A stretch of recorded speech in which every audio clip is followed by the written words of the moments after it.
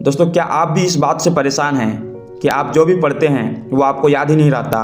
क्या किसी चैप्टर को 10 बार पढ़ने पर भी वह चैप्टर आपको याद ही नहीं होता?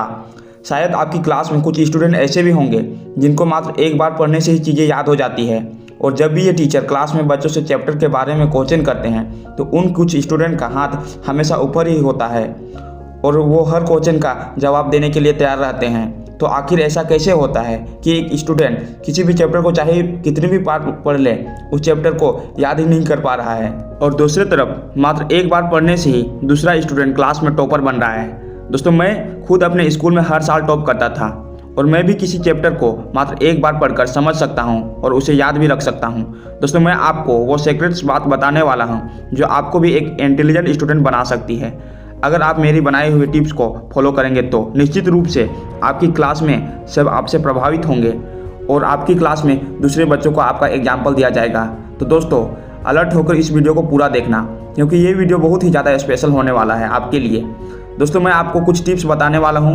आप इन टिप्स को अपने माइंड में फिट कर लीजिए, बिकॉज ये टिप्स आपकी पूरी लाइफ चेंज कर सकती है। तो दोस्तों, क्या आप रेडी हो? तो स्टार्ट करते हैं। दोस्तों, पहली टिप है मेक ए मूवी।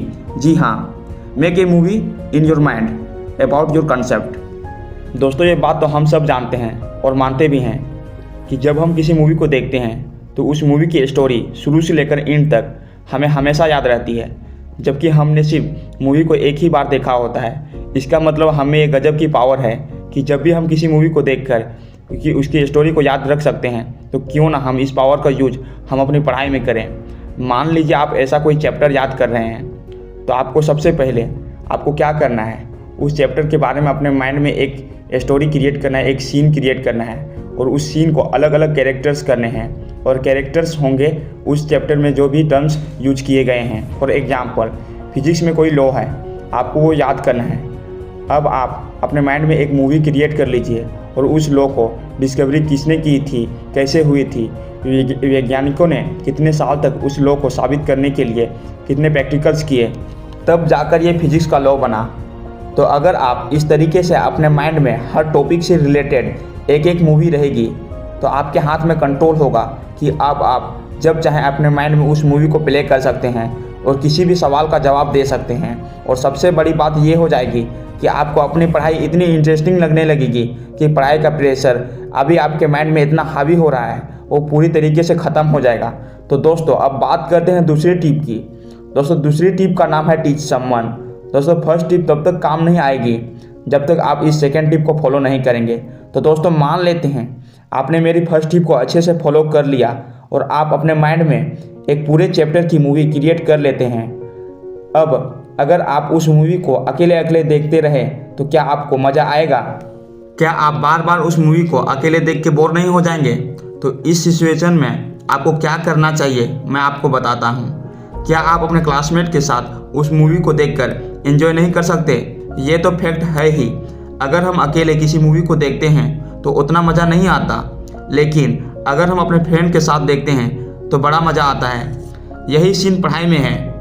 आपने ये भी ज़रूर सुना होगा कि नॉलेज को जितना शेयर किया जाता है आपका नॉलेज उतना ही मल्टीपल्स टाइम्स बढ़ जाता है। ये बात एकदम सच है।